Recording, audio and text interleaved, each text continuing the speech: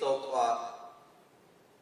So my friends, my relatives, my Indian name is Stobayotsal. My mate is Lalalitha Natasha Gobin.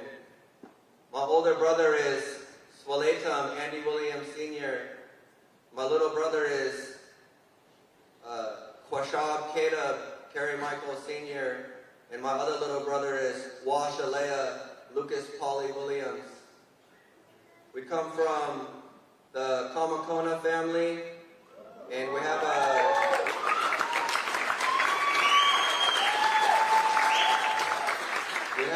great-grandfather, Ike Kona, who moved here and married into the Tulalip tribes. And we have a lot to learn about our relative, but as we're here, we want to represent our Stahoj, but we also want to honor our grandma Genevieve Kona, who's been gone for, around a decade now. And she was the one who carried that Kona blood and passed it down to me and my brothers through our dad, Andy Williams Sr. So we're here to share our love, but we're also here to raise our hands in gratitude for the medicine that you guys brought to our lands, and for the healing that's going to come for your guys' presence in person and in spirit. Everything you guys leave here, we recognize that you guys are putting more down than it seems that you're taking from these lands. So we honor you guys for honoring your call and for the work that it is that you guys are doing on behalf of indigenous people. We're here for it. Osia.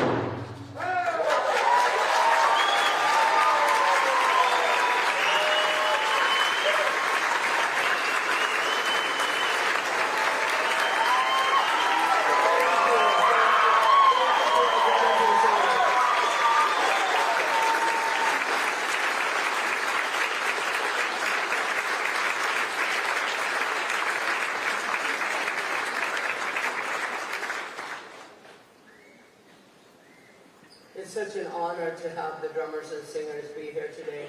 When we sing, it calls our ancestors in. They are here.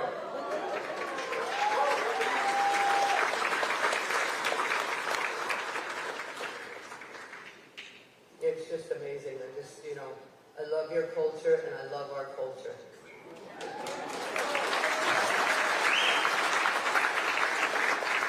Our peoples are connected across vast oceans by the enduring strength of our ancestors, the wisdom of our elders, and the hopes we carry on for future generations.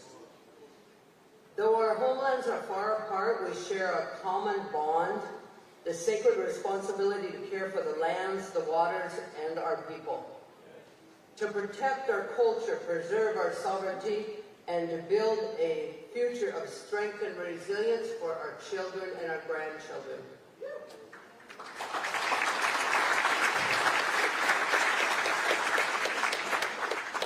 This convention is more than historic. This is the first time the Native Hawaiian Convention has been held on Native-owned land beyond Hawaii.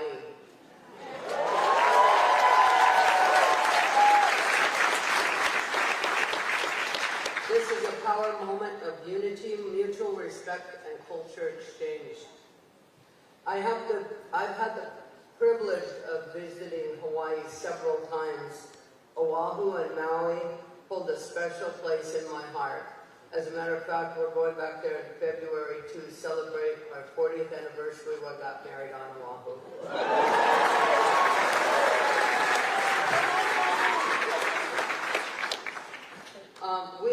We have the tribal members that are part Hawaiian, and I know this convention can strengthen their connection to the Hawaiian heritage, and it builds new relationships. And as a matter of fact, we know that there's part of the group that we met with last night that are relatives of the Kona family here. So we're going to connect the families together.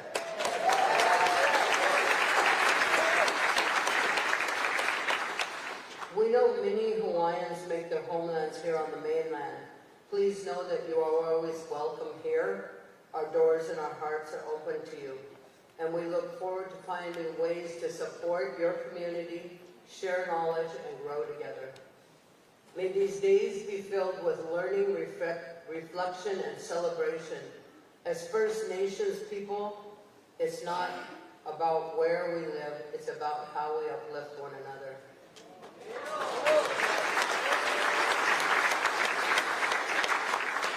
May our children and grandchildren carry this friendship forward, keeping our traditions alive and our values strong.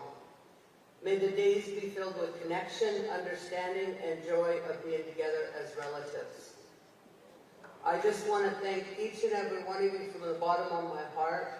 You are our relatives. You're our brothers and your sisters. You're our aunties and our uncles. And we look forward to sharing information with you. And you have an awesome convention planned. And I want to thank the council, the board of the Hawaiian Council who has presented this today. They did an awesome job, and it's been a pleasure working with them. And I want to say tigwitsi to all of you from my tribal community. We love and respect you and welcome you here to our homelands. Tigwitsi.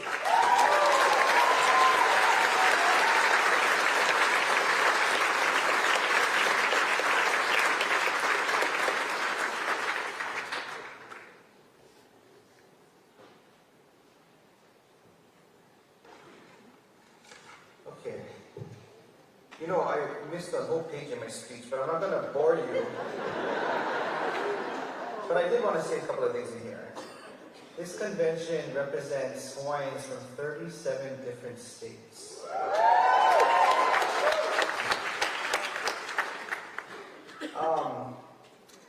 The biggest thing in here that I missed was I need to thank the sponsors. This convention would not be possible without the support of so many of our sponsors. Kavana, do you by chance have the sponsor slide? I just want to recognize them. If not, we can tell you about them later in the program. But we're very honored to be here. If you didn't know, CNHA Hawaiian Council now owns a stage and lighting company. So hence the production we have here. I think elevating Hawaiian production is so important that we tell our stories the way we want to tell them and elevate people's spirits through production. Anyway, I'd like to bring to the stage now my board chair to introduce somebody very special. Michelle?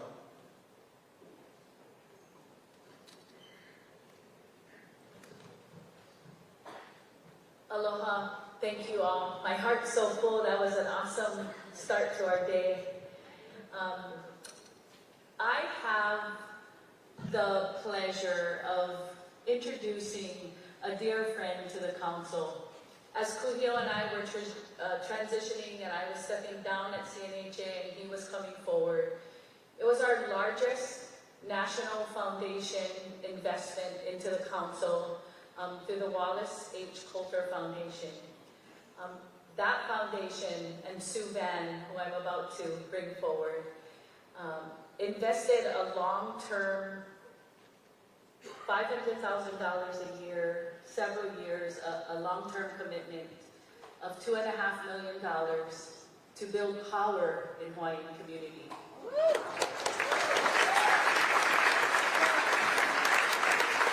Philanthropy doesn't really do that, right? As the CEO at Hawaii Community Foundation, we have lots to learn from Sue Van.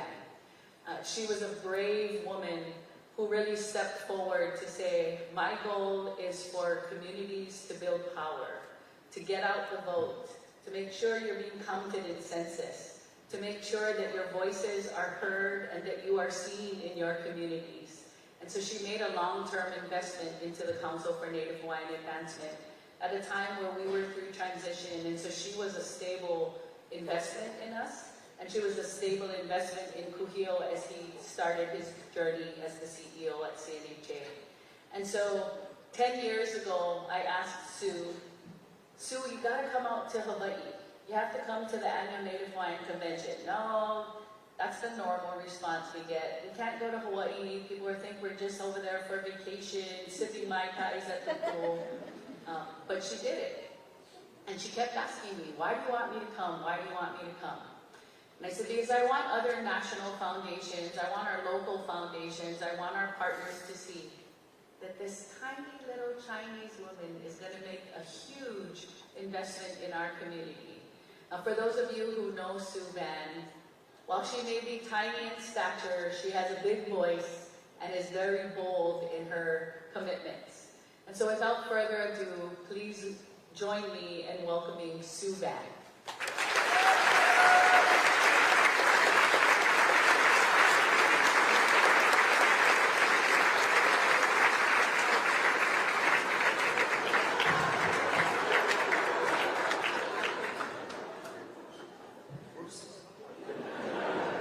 They insist.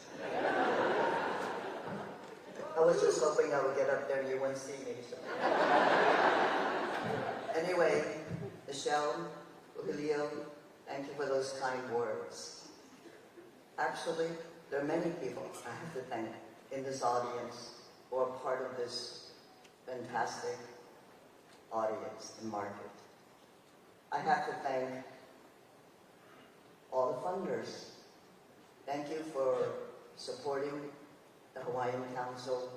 Thank you for supporting the Native Americans and our indigenous people. Because we should, and because we can.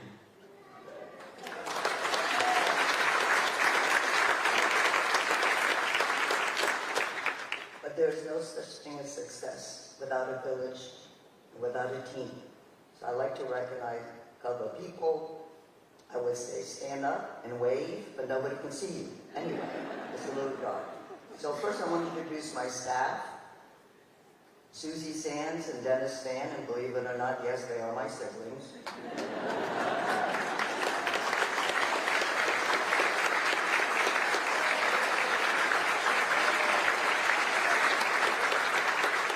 And I have a whole bunch of staff actually back at Quo headquarters, but they retired.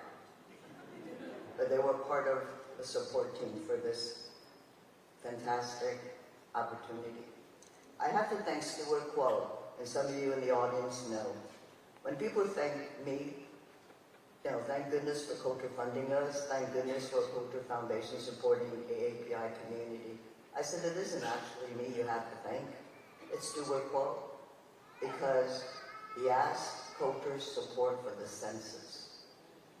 He did not support for his own organization or company. He did not ask for support for the Advancing Injustice affiliates. He asked for the census. With that request is how Coulter Foundation became committed to the AAPI community. Without much asking, without a lot of questions, we invested $4 million in 2010 census. And that started the journey to Hawaii. And she brought the Hawaiian groups and the Pacific Island groups to her conference in the 2010 debrief for the census. And that's where I met a whole lot of you over there. And one of the topics was take the PIs out of AAPI. So I went to that conference and I said, why? I just learned about how to say AAPI. So I'm going to be very upset when you take the PIs out of AAPI. That's where I met Sefa. And he's been a mentor, a teacher, and a friend whom Coulter could not have been investing in this community without his friendship and without his ideas and without his commitment.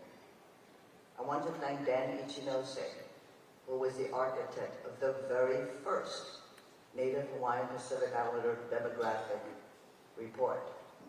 I did not know about all the segregation importance. And in fact, I have to say, even though Coulter funded many, many demographic reports from the 2010 census, and I think over 8, the demographic profile for the Native Hawaiians and Pacific Islanders is my favorite. Why? Because until I read that report, I did not know the importance of disaggregated data.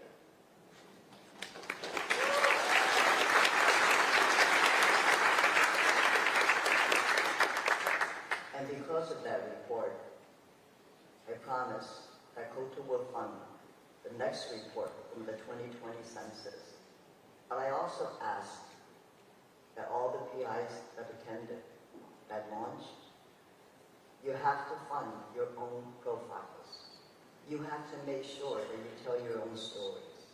You have to absolutely understand it is your responsibility to your children and your children's children to tell your stories. So whether or not the funder is here, and whether or not you can get funding, you need to fund your own report.